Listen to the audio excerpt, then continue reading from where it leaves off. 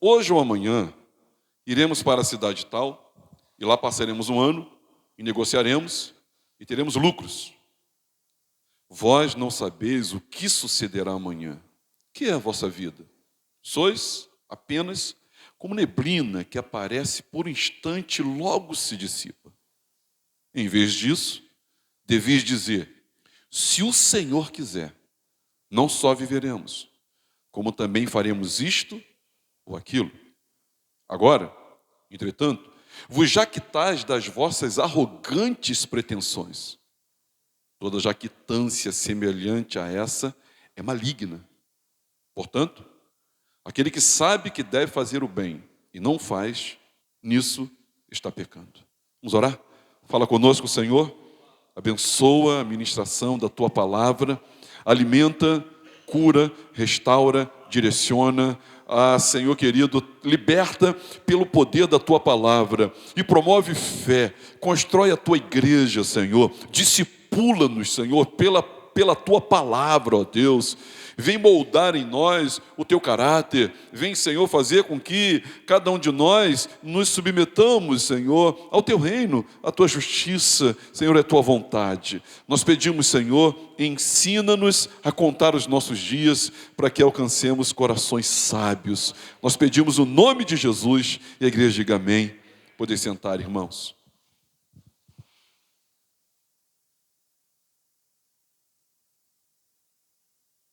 Se existe uma maneira maligna de viver, ei-la aqui. Se existe uma maneira de viver na contramão da vontade de Deus, ei-la aqui. Na oração do Pai Nosso, nós aprendemos os 3 primeiros pedidos, as 3 primeiras prioridades. Santificado seja o teu nome, venha o teu reino e seja feita a tua vontade. Essa premissa, da vontade de Deus, entendida através da oração do Pai Nosso, ela é o carro-chefe para a condução de uma vida cristã, evangélica, convertida, centrada em Cristo Jesus e bíblica.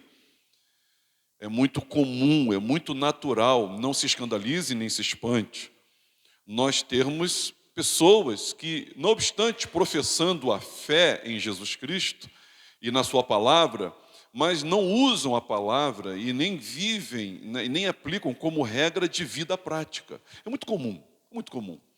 E esse incêndio, que cada geração sofre de paganismo, de secularismo, de hedonismo, ele avança e penetra sorrateiramente no coração de muitos iguais a mim e a você também.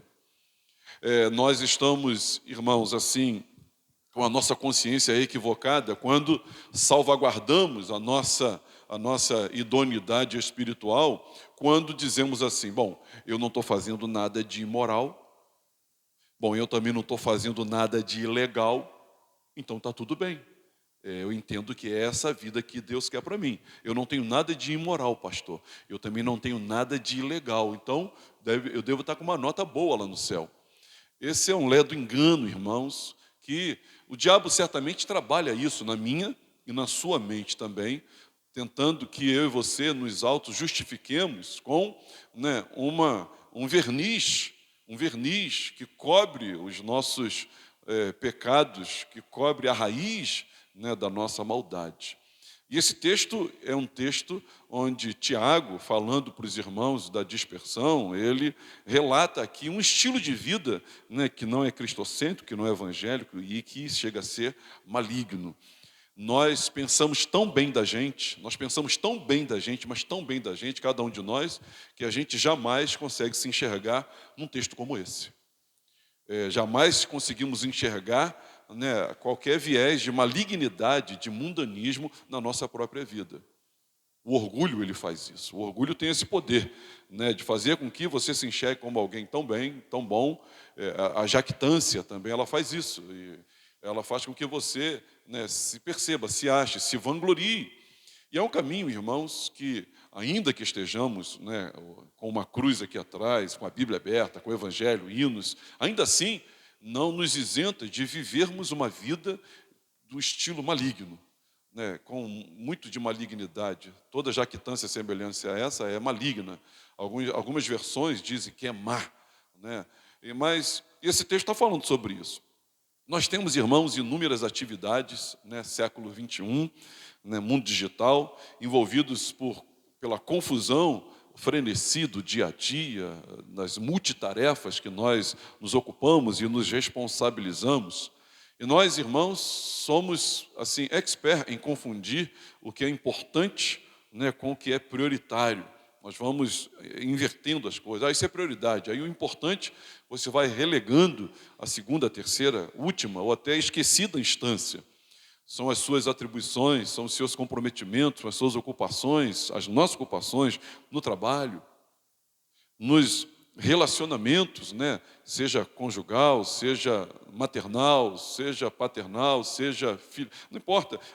As nossas muitas ocupações, elas não são pequenas.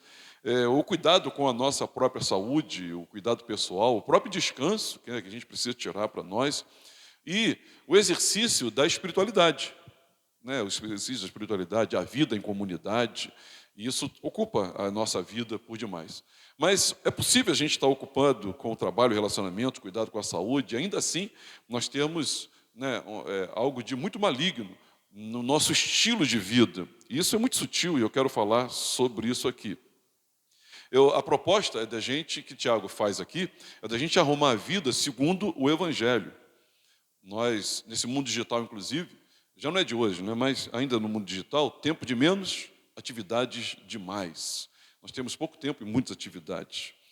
Uma frase aí de Albert Einstein, ele diz: falta de tempo é desculpa daqueles que perdem tempo por falta de métodos. Então, a proposta de Tiago é que nós tenhamos princípios que vão trazer uma metodologia de vida, um método de viver, uma maneira de viver. Não sermos levados, né, pelo vento, ou pelas ocupações, ou pelas urgências, em detrimento daquilo que é importante. Nós precisamos programar a nossa vida, né? Nós precisamos fazer da nossa vida algo que tenha foco e tenha objetivo. Bom, uma vida que se ocupa com o que é urgente e não com o que é importante, ela vai ter grandes prejuízos. E os prejuízos não vão ser nem um pouco pequenos. O grande dilema nosso é como é que a gente organiza a vida a partir do Evangelho. Existem alguns sintomas que são flagrantes, né, na nossa vida. Eu não sei se você para pensar, eu penso bastante nisso. Bom, o que é importante? O que é significativo? O que será lembrado? O que fará diferença? Né? O que vai construir algo? O que eu estou fazendo, o que eu estou me ocupando, e naquilo que eu ocupei a minha vida. Essa semana eu estava lendo sobre, né, aquilo que Deus fez na vida dos homens de Deus, e o propósito de Deus na vida de cada um deles. Deus tem um propósito específico com você, com a sua vida, e através da sua vida também. Então, mas o que você está fazendo da sua vida, no que mais você tem ocupado o seu tempo, é importante, é significativo, será lembrado, fará diferença, construirá algo, na intenção, né, de subsistirmos, de sobrevivermos, de nos mantermos. A gente ocupa, né, o nosso tempo com o nosso trabalho. Não tem nada de errado, a gente não tem nem como escapulir disso. Mas a maneira que você faz isso, né, ela pode mudar, ela pode se converter, ela pode melhorar. Eu queria colocar hoje aqui para os irmãos, olhando para os versos 13 a 17, 3 pecados e 3 virtudes, né, na construção de uma agenda cristã. Esses 3 pecados e 3 virtudes que nós somos convidados a fazer uma agenda cristã. Eu acho que você e eu deveríamos olhar com muito cuidado para isso aqui. Então eu queria ler de novo com os irmãos. Quanto mais a gente lê, mais a gente aprende, mais o Espírito fala, né? Quando a gente prega, né, a gente lê muitas vezes o texto e a gente vai olhando e coisas novas vão saindo do texto. Quanto mais você convive com o texto, né, a gente precisa ruminar o texto, conviver com o texto, para que esse texto faça sentido, ganhe razão e o Espírito ilumine, né, as áreas sombrias ou ocultas ou desapercebidas a um olhar, uma leitura rápida e superficial. Vamos ler de novo?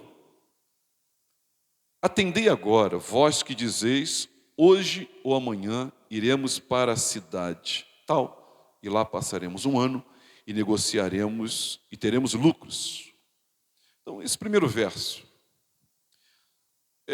Primeiro, irmãos, primeiro pecado é o pecado do secularismo.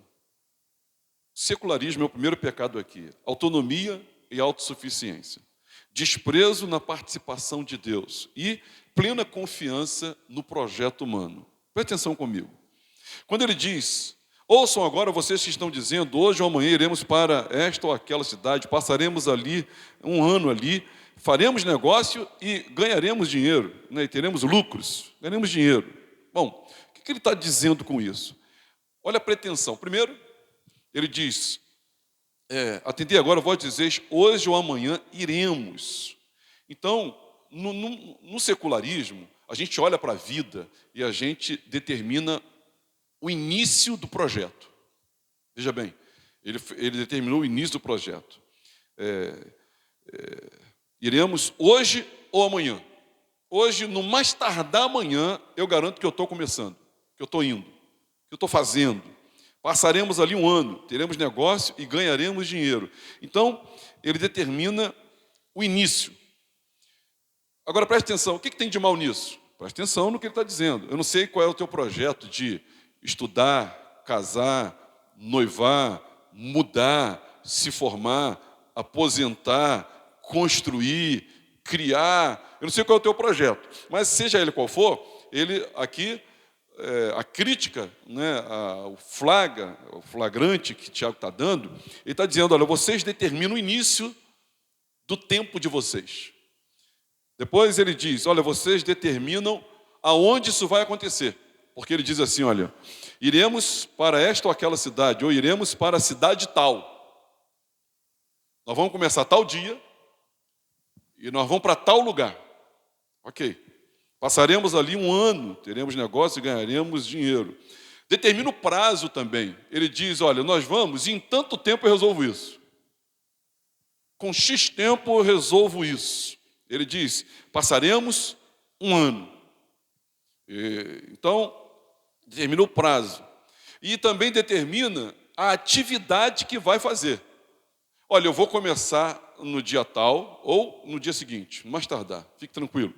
Olha, eu vou para a cidade de tal lugar, olha, eu vou ficar um ano, tal, eu vou fazer isso e esse será o resultado. Então, ele determina aí a atividade, iremos, faremos negócios. E o propósito, né, sobretudo, e aqui uma chave interpretativa, o propósito, ganharemos dinheiro.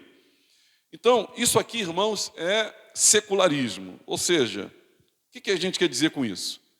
A pergunta é muito clara e entrega tudo.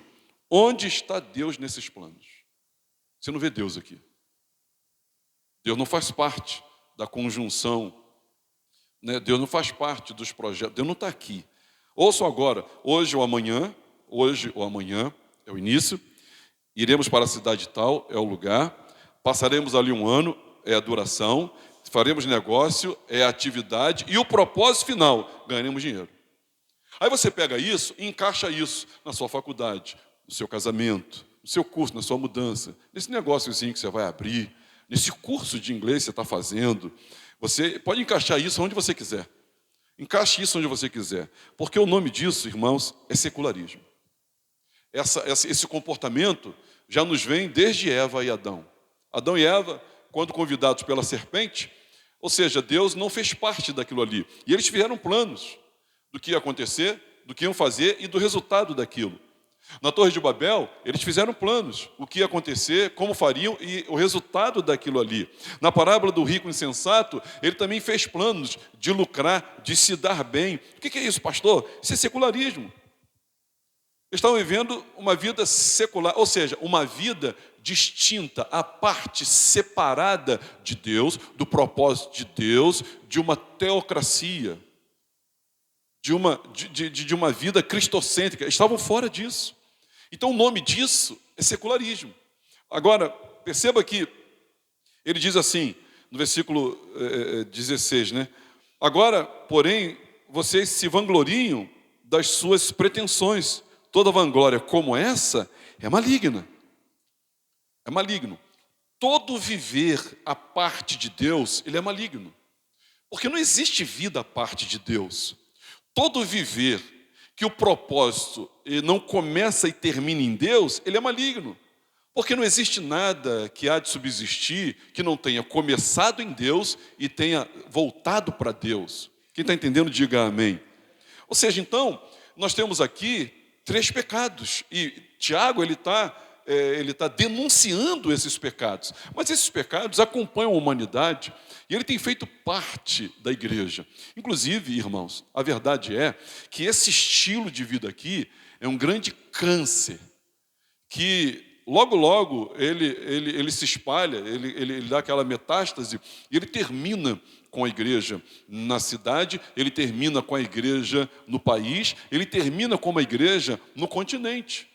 Um estilo de vida secular, o secularismo.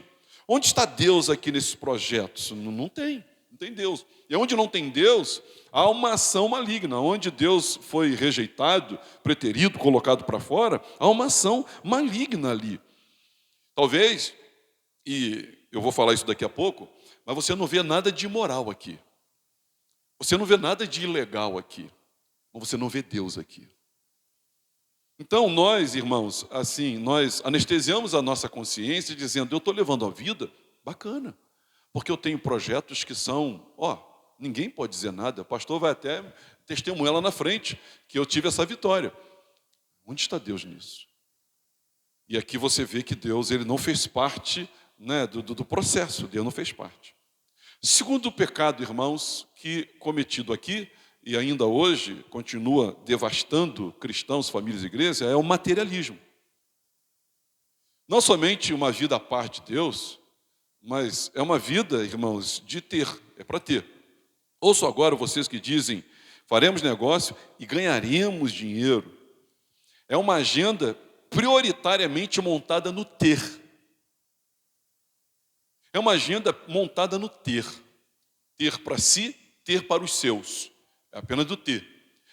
Irmãos, é escandaloso. Mas quantos de nós investimos no ser? E nas questões do que se é, do ser, né, nós estamos em processo de santificação, de transformação, né, de metanoia. Nós temos um processo de mudança. E nós precisamos nos lançar nesse projeto, nós precisamos investir nesse projeto do ser. Transformai-vos pela renovação da vossa mente. A palavra de Deus, ela muda a nossa vida. Quantos de nós temos um considerável e enriquecedor investimento na palavra de Deus? Nós somos transformados, irmãos, na medida que nós adoramos a Deus. Quantos de nós, irmãos, vivemos um estilo de vida adorador, né, que se faz presente na presença de Deus, em adoração, contemplação, mas ao ponto de nos fazer não sermos mais aquele que éramos há um ano atrás? Porque a palavra de Deus, a adoração, transforma. Quantos de nós, irmãos, nós saímos da nossa zona de conforto e nos aproximamos de pessoas que Deus levantou próximo a gente, que são pessoas que estão algum tempo à frente da gente, ou alguns degraus na sua maturidade cristã, e diz assim, eu quero crescer, eu quero aprender. Isso não se dá via internet ou via videoaula, isso se dá carne e osso, assim como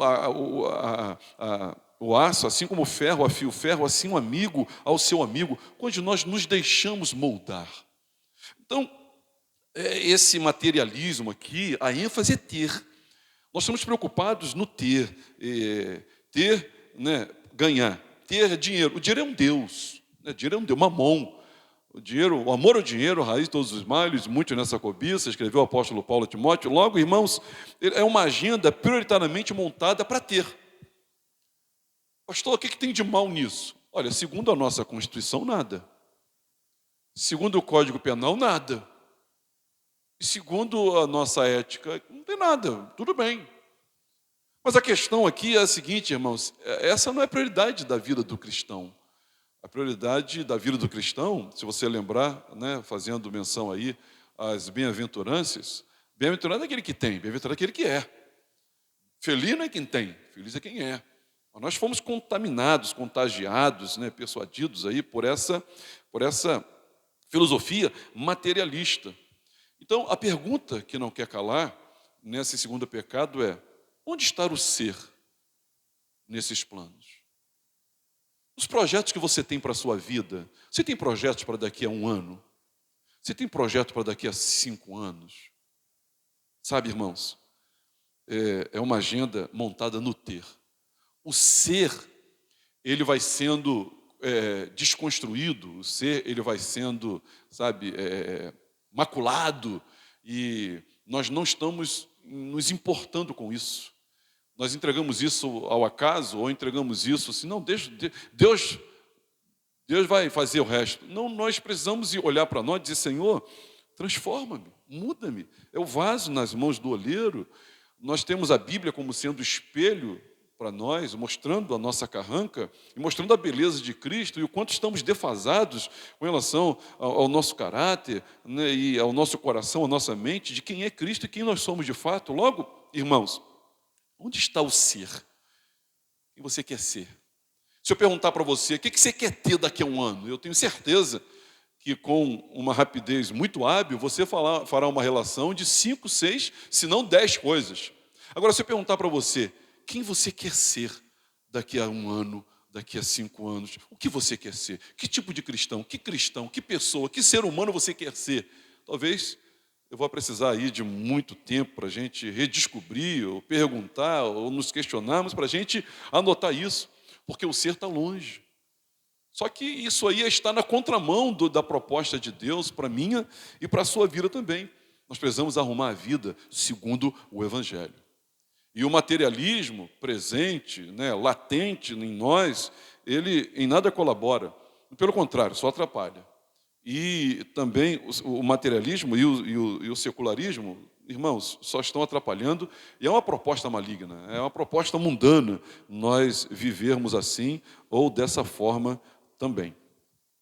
Terceiro e último pecado que a gente comete aqui é a alienação. Então, vocês nem sabem o que lhes acontecerá amanhã, que é a sua vida. Vocês são como a neblina, que aparece por um pouco de tempo e depois se dissipa. Somos pretensos desconhecedores da própria brevidade da vida. Não conhecemos absolutamente nada. E vivemos, irmãos, o materialismo, né, o secularismo e o materialismo, eles nos alienam completamente de Deus. Talvez diga você: mas pastor, eu estou dentro de uma igreja. Mas e daí? Irmãos, a maioria do povo de Israel foi rejeitado pelo Senhor.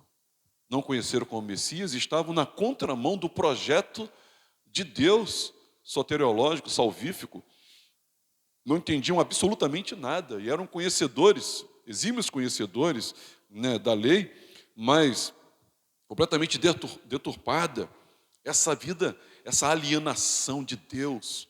Jesus, ele com muito carinho, irmãos, com muito carinho, né, com muito carinho, com muita amabilidade, com muita graça, usou de diversas parábolas para mostrar para aquele povo que se achava herdeiros da promessa, filhos de Abraão, o quanto eles estavam alienados de Deus completamente.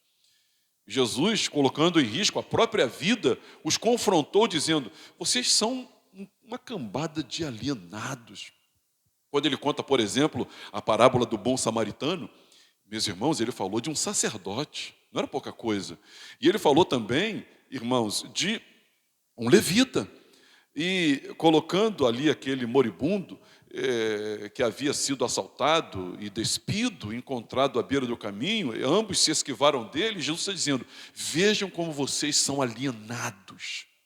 E ninguém entendia mais de culto, de templo, de dízimo, sabe, de dádiva, sabe, de cerimônia, de limpeza. Ninguém entendia mais do que um levita e um sacerdote. Mas Jesus dizendo: vocês são completamente alienados do grande propósito que eu tenho na vida de vocês. Eles estavam, não faltava religiosidade da parte deles. Ainda assim, completamente alienados. Não somente aqui, mas Jesus usou, se não a maioria, muitas das parábolas, para dizer o quanto eles estavam alienados. Ele usou Lucas 15, a parábola do talento, da dracma perdida, da ovelha perdida, né, do filho pródigo. Ele usou aquilo para dizer como vocês estão distantes, como vocês estão alienados completamente. Sabe, irmãos, nós estamos travando uma luta contra principados, potestades, dominadores.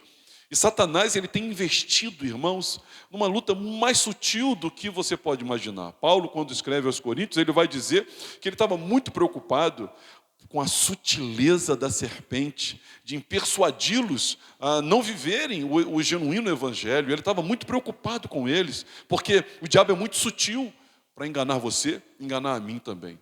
A primeira coisa que o diabo faz contra a sua vida, a primeira coisa que ele faz é se tornar um amigo e concordar com o seu secularismo, com o seu materialismo e esconder essa alienação de Deus.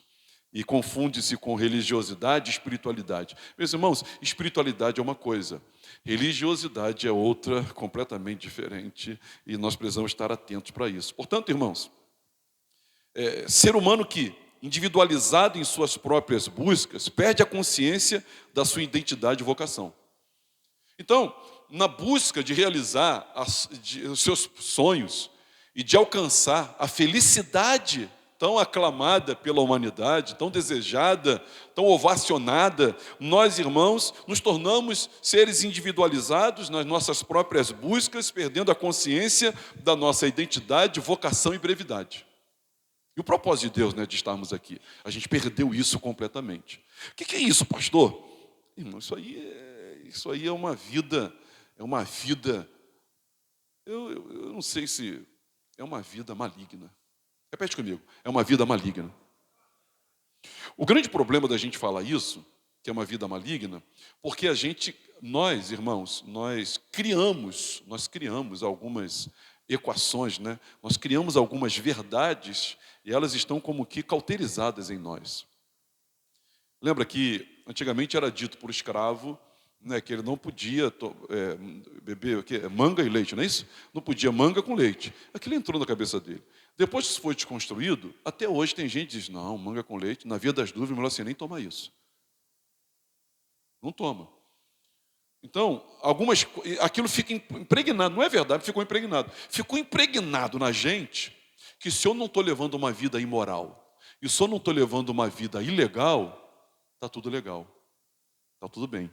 Ficou impregnado na gente que o fato de eu viver para mim mesmo, desde que eu peça a ajuda de Deus, e Deus me ajude a eu viver para mim mesmo, e eu viva de forma que não seja nem moral nem ilegal, está tudo bem. Eu estou muito bem, pastor, não preciso de mais nada. Mas isso não é verdade. Você não vê aqui no Tiago nenhuma imoralidade, ilegalidade, você não vê isso. Você vê uma vida autocentrada.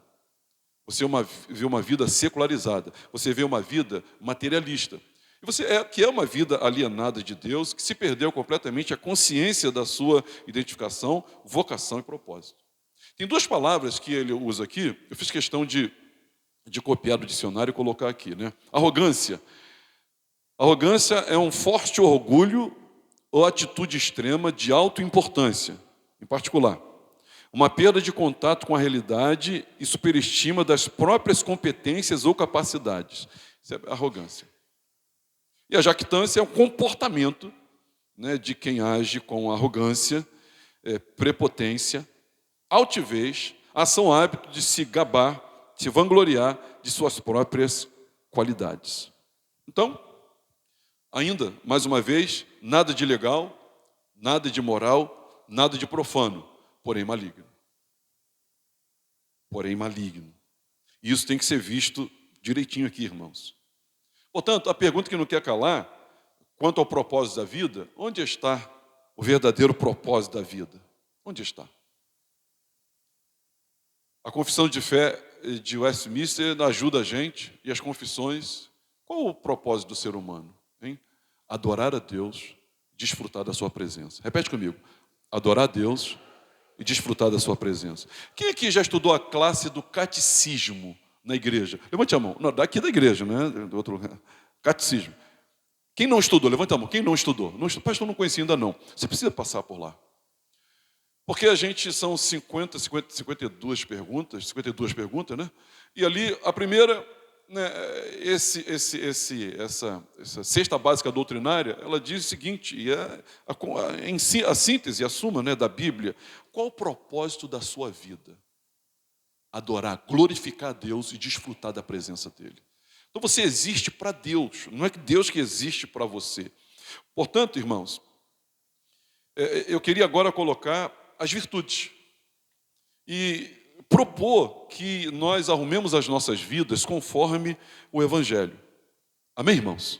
Amém, irmãos? Conforme o Evangelho.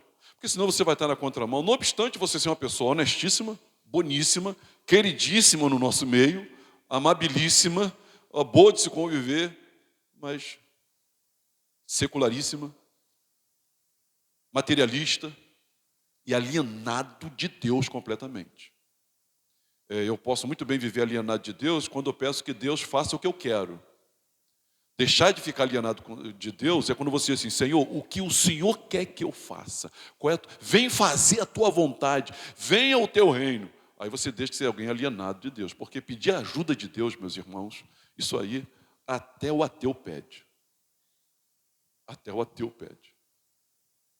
Em primeiro lugar, dependência de Deus. O texto vai dizer para nós, ao invés disso, deveriam dizer: se o Senhor quiser, repete comigo, se o Senhor quiser, viveremos e faremos isso ou aquilo. Se o Senhor, em vez disso, deveria dizer: se o Senhor quiser, não só viveremos, como também faremos isso ou aquilo. Então, você, em primeiro lugar, precisa depender de Deus. Depender de Deus. Tudo que você for fazer, você tem que dizer: se o Senhor quiser. Se o Senhor permitir. Inclusive, eu tenho um amigo, né, que ele me ensinou isso pelo exemplo. Sempre que a gente fala com ele, ele nunca deixa de dizer: se Deus permitir, eu estarei lá. Eu nunca vi ele falar: a gente se encontra amanhã, tudo certo amanhã. Ele trouxe para si esse hábito, né? Então você também e eu precisamos, qualquer plano, qualquer projeto, sabe, qualquer projeção que você faça na sua vida, qualquer coisa que você conjecture a possibilidade, você tem que dizer: se o Senhor quiser. Se o Senhor quiser, viveremos e faremos isso e faremos aquilo. Então, todo projeto humano precisa desse selo divino. A vida verdadeira só acontece segundo a vontade dele e para ele. Repete comigo: segundo a vontade dele e para ele. Não é para você, é para ele. Todo movimento de Deus é para a glória dele. Todo movimento de Deus é para a glória dele. Deus é o único, por ser santo, santo, santo, que ama a si mesmo mais do que qualquer outra coisa e não peca com isso. Ele é o único. Ele se ama.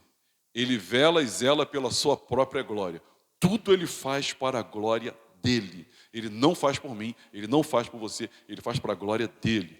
Nós fomos salvos para a glória dele, para o louvor dele. Amém, irmãos? Para os propósitos dele. Nós fomos salvos para o propósito, nós somos criatura dele, criação dele. Então, todo projeto tem que ter o selo divino. A vida só acontece segundo a vontade dele para ele. Não só isso, essa dependência de Deus. Se o Senhor quiser, viveremos, não só, ele diz, né? Se o Senhor quiser, não só viveremos, como também faremos isso e aquilo. Se Ele quiser, você vai viver, e se Ele quiser, você vai fazer. O viver e o fazer são dependentes do querer divino. Nunca diga também: eu fiz. A graça de Deus fez. Paulo, quando está falando sobre a sua defesa, ele diz: olha, eu trabalhei mais do que vocês. Aí ele, parece que, o texto não é isso, né? Mas o texto dá a entender que ele corrige, né? Ele diz assim: eu não, mas a graça de Deus em mim. Então, tudo que você conseguiu foi pela graça, tudo que você vai conseguir é pela graça, tudo que você puder fazer é pela graça de Deus. Então, você depende do querer viver. Para viver, você vai depender se Deus quiser, e para fazer, você vai depender se Deus quiser que você faça. Logo, irmãos, essa virtude de depender de Deus. Quando Tiago, ele vai falar aqui sobre os versos 13 e 14, Não há dependência de Deus. O nome de Deus não é mencionado, não estava sendo mencionado, né, por esses a quem essa carta foi destinada. E eles são aqui corrigidos contra um viver maligno. Um viver maligno. Um viver à parte, independente, que coloca Deus fora disso. E é o que tem acontecido, meus irmãos. Se você ouvir, né, alguns especialistas, por exemplo, da América do Norte, você vai ver que hoje eles chamam, né, é uma igreja secularizada, é uma igreja desviada, é uma igreja apóstata. Estão chamando a igreja América apóstata. A igreja da Europa já morreu. A Europa precisa ser evangelizada agora, né? O islamismo tomando conta, né, e o cristianismo recuando. Ela precisa ser evangelizada. Os Estados Unidos, e agora, irmãos, a nossa vez já chegou, e nós precisamos atentar para isso, para permanecermos no centro da vontade de Deus. A segunda virtude de 3 são prioridades claras. Ao invés disso, deviam dizer: se o Senhor quiser, viveremos e faremos isso ou aquilo. A ênfase aqui, viveremos e faremos isso ou aquilo, é lá no se o Senhor quiser. Se o Senhor quiser. E aí eu queria repetir com você a primeira parte, os primeiros 3 pedidos da oração do Pai Nosso, que é um estilo, não é uma reza que se repete, mas é um estilo pedagógico, né? É uma maneira que a gente tem que orar. Vamos dizer? Pai nosso que estás nos, santificado seja o teu, venha a nós o teu, seja feita a tua, assim na terra como nos céus. O que está dizendo para nós? Está dizendo que a primeira coisa a ser buscada não é a sua necessidade nem o seu desejo. A primeira coisa, porque até a tua necessidade foi colocada em 4º lugar. O pão nosso de cada dia, dá-nos hoje. A gente só pede o pão de cada dia depois de santificar o nome do Senhor, de pedir que a vontade dele seja feita, que o reino dele desça e se estabeleça aqui na terra como no céu, depois das suas necessidades. O que é uma vida, pastor? Uma vida secularizada. Nós, irmãos, colocamos o pão em primeiro lugar. E nós fazemos planos de ter pão doce, pudim, pizza e outros pães mais, e a gente nem consulta Deus como é que vai ser e como é que vai deixar de ser. A gente diz, vou lá, vou começar, a gente determina o início. Olha, eu vou para a cidade tal, a gente diz o lugar. Olha, eu vou 1 ano, a gente diz a duração. Olha, eu vou fazer pão dessa forma, a gente diz a atividade, e eu vou ter isso de resultado. É de Deus. O pão nosso está em 4º lugar. Então, mas vamos lá. Nós temos as virtudes, que é depender de Deus, e as prioridades, cara. Nossa prioridade é Deus. Pastor, você está propondo que eu deixe de fazer o que eu pretendia fazer? Talvez não. Mas ainda que você faça o que você ia fazer, você tem que fazer agora por outros motivos, não por esses motivos aí. Segundo, você precisa consultar Deus se é de fato isso que Ele quer para a sua vida. Então, se é o que Deus quer para a sua vida, ok. Agora, não faça também para você, faça para a glória de Deus. Um filme muito antigo, Carruagem de Fogo, um corredor, né, judeu, ele ia para a Índia, né, e a noiva dele querendo levar ele para a Índia de qualquer maneira, e ele com isso tentando se colocar para fazer a vontade de Deus, ele usa algumas frases que você tinha que ver o filme, ele dizendo que quando eu corro para a glória de Deus, eu quero que as pessoas vejam a glória de Deus com eu correndo, eu estou correndo para a glória de Deus, uma coisa assim. O que você está fazendo, você tem que fazer para Deus e para a glória de Deus. É um estilo de vida cristã evangélica, um estilo de vida convertido, piedosa, segundo a vontade de Deus. A prioridade é Deus. Nós viveremos para Deus e nós faremos isso. Inclusive, ele diz aí, né? A glória de Deus precisa ser o grande propósito das realizações humanas. Vamos repetir isso? A glória de Deus precisa ser o grande propósito das realizações humanas. A glória de Deus precisa ser o grande propósito das realizações humanas. Mais uma vez, a glória de Deus precisa ser o propósito das grandes realizações humanas. Ou o grande propósito, melhor, das realizações humanas. Não grandes realizações, mas grandes ou pequenas, qualquer coisa. Até comer e beber, você está comendo e bebendo para a glória de Deus. Coisas pequenas e coisas grandes também. Muda completamente. É bem possível que você até possa continuar sendo e se formando em eletricista, ou médico, ou enfermeira, ou então advogado. É bem possível que você possa até, mas não pelos motivos que você está fazendo. Os motivos são a glória de Deus. É bem possível que você abra esse e-mail que fala, né, e-mail, essa empresa, e vira uma multinacional. É bem possível, eu não sei, pergunte a Deus. Mas os motivos desse aí não. É pecado não viver para a glória de Deus. E é pecado não fazer tudo para a glória de Deus. Tudo para a glória de Deus. Tudo existe para a glória de Deus. Amém, meus irmãos? Tudo existe para a glória de Deus. Agora, interessante, se o Senhor quiser, viveremos e faremos isso ou aquilo. Agora já mudou.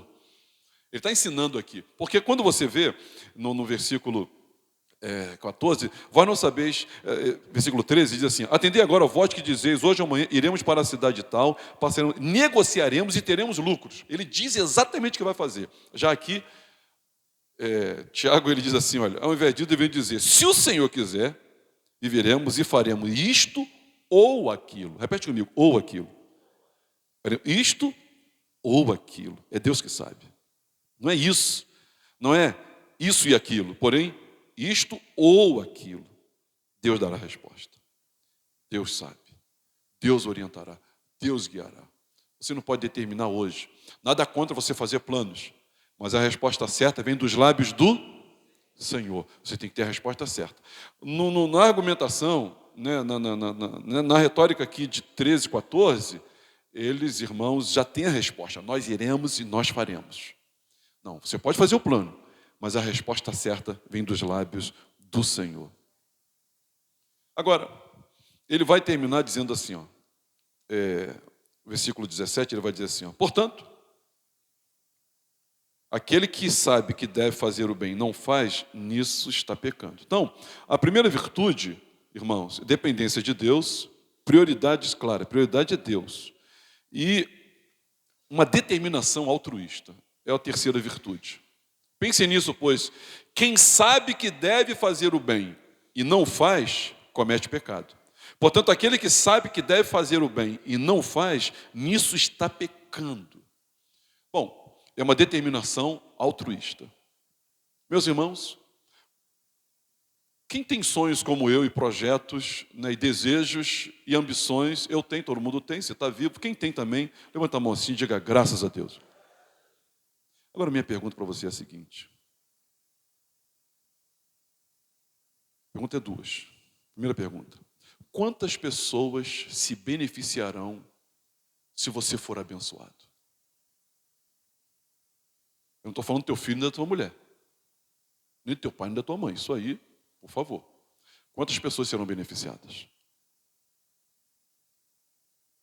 Segunda pergunta. Se Deus realizar esse projeto na sua vida, realizar esse sonho, esse desejo, esse plano, se Deus concluir essa agenda dessa semana na sua vida, quantas pessoas terão uma experiência, algum contato com o Evangelho por causa de você?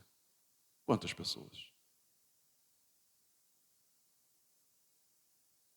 Fúteis demais são os nossos sonhos e projetos. Fúteis demais. Fúteis demais. Meus irmãos, eu não estou tirando o incentivo de você de trocar esse sapato aí que está furado. Eu não estou falando disso. Eu não estou falando que você não deve trocar aquela tampa velha do vaso sanitário lá que já está incomodando alguém na tua casa. Não estou falando disso. Eu estou falando que existe uma maneira de viver maligna. E nós precisamos atentar para isso. A vida é uma dádiva de Deus. Ele deseja que a usemos com um propósito. Viver alienados desse propósito é viver em pecado. E você foi chamado para ser uma bênção. eu quero dizer que você não foi chamado para ser abençoado. Você foi chamado para ser uma bênção. Abraão, seja uma bênção. Olha, através da tua família eu vou abençoar as famílias da terra. Se tu uma bênção. Diga para o seu vizinho, se tu uma bênção. Ah, pastor, não tem aquela oração aqui que eu seja abençoado, não? Tem, a gente ora. Tudo bem. Mas, como eu disse numa série de mensagens há muitos anos atrás aqui, irmãos, eu desisti de ser abençoado e decidi ser uma bênção. É melhor, tá? Fala para o teu vizinho, é melhor, hein? É melhor. Porque eu vim aqui hoje correndo atrás de uma bênção, pastor. Não estou falando disso, a gente vai orar por você. Deus vai te abençoar. Mas não é isso, irmãos. Você tem que ser uma bênção. Então, a determinação altruísta. Irmãos, nós seríamos reconhecidos pelo amor. Nós seríamos reconhecidos pela paciência, longanimidade, amabilidade, mansidão, domínio próprio. É assim que você tem que ser conhecido no trabalho. Já vem o vizinho encrenqueiro, lá daquela igreja. Eu não aguento ele, não. Não aguento ele, não. Essa semana, esses dias aí, um amigo me procurou dizendo, pastor, o senhor não pode procurar aquela nossa amiga, não? Por quê? Porque ela está todo mundo fazendo isso, fazendo aquilo, ajudando isso, ajudando aquilo, ajudando mamãe, ajudando vovó, não sei o quê. Ela saiu do grupo e não quer ajudar ninguém, não está ajudando. Ela é crente, mas tem gente lá que é crente, ela está dando mau testemunho, fala com ela. Eu falei, não me mete nessa briga, não, você que tem que falar. Então tem crente que não vive, não tem uma determinação altruísta. Quer ser feliz? Quer ser feliz? Seja uma bênção. Seja uma bênção. Irmãos, arrumando a vida conforme o Evangelho, existe uma maneira de viver que é maligna. Isso, irmãos, o que ele diagnostica aqui? O diagnóstico aqui, ele fala de arrogantes pretensões. Jactância semelhante a essa é maligna.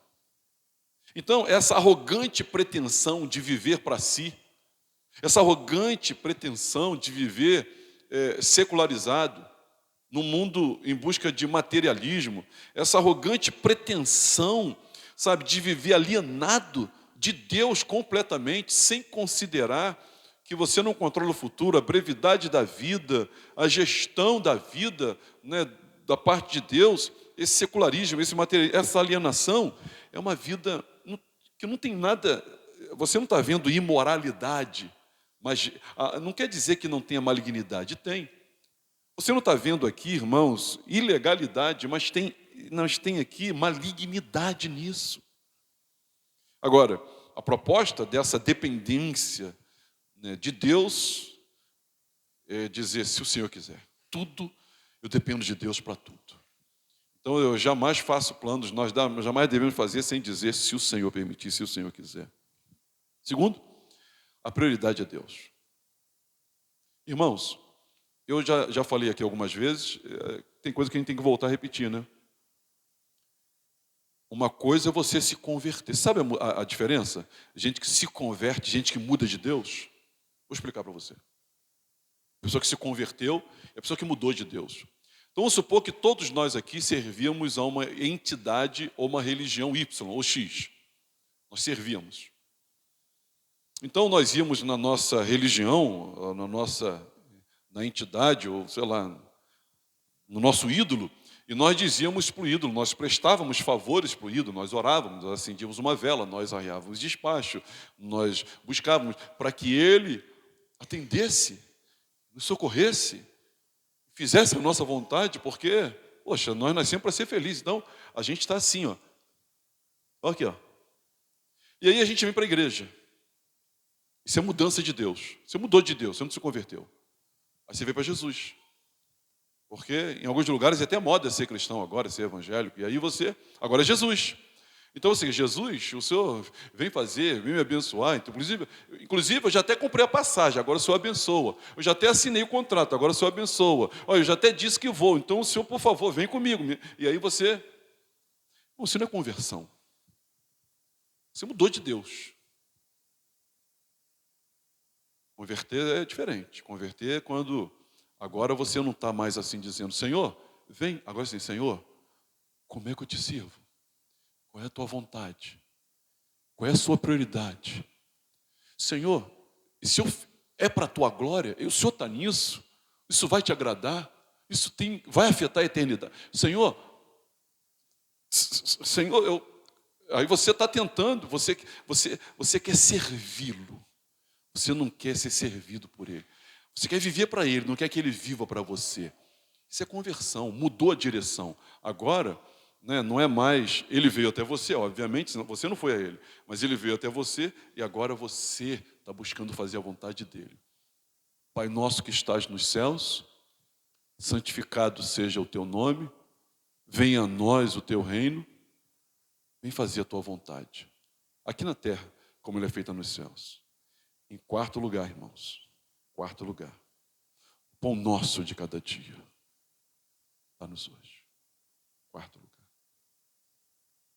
Esse pão, está mais para pudim, para pão doce, para outras coisas aí que a gente gosta, esse pão, ele virou o nosso número 1. Nosso número 1. Pastor, você acha que eu devo de fazer o que eu estou fazendo? Talvez não. Você tem que mudar o motivo pelo qual você está fazendo o que você está fazendo. E você tem que parar de viver exclusivamente para você. O pão é nosso, o Pai é nosso, a igreja é nossa, o dinheiro é nosso, o tempo é nosso. E nós temos que viver uma vida, uma determinação altruísta. Então, dependência de Deus, prioridades divinas e uma determinação altruísta. Primeiro Deus e o próximo, assim como Jesus nos amou, nós devemos amar. Meus irmãos, eu convido vocês nessa manhã a refletirmos sobre esse assunto, a fim de que nós desistamos, renunciemos, abdiquemos de uma vida maligna dentro da igreja. Uma vida maligna dentro da igreja. São arrogantes pretensões. Mas é uma vida completamente secular, material e alienada de Deus. E olha que o nome de Jesus está envolvido aí, canto, mas não quer dizer nada. Não quer dizer nada. Nossa coreografia aqui dentro, irmãos, não quer dizer muita coisa. Mas a maneira que a gente vive a vida lá fora está mostrando que, de fato, né, se é uma vida piedosa, santa, conforme, né, na perspectiva aqui de Tiago, ou se é uma vida, é uma arrogância maligna, pretensões semelhante a essa maligna. Isso não vai ter um bom final, não. Não vai ter um bom fim, não. Que Deus nos converta, que nós nos convertamos, que nós nos santifiquemos ao Senhor, o Rei da Glória, e coloquemos o seu reino e a sua justiça em primeiro lugar. Amém, irmãos?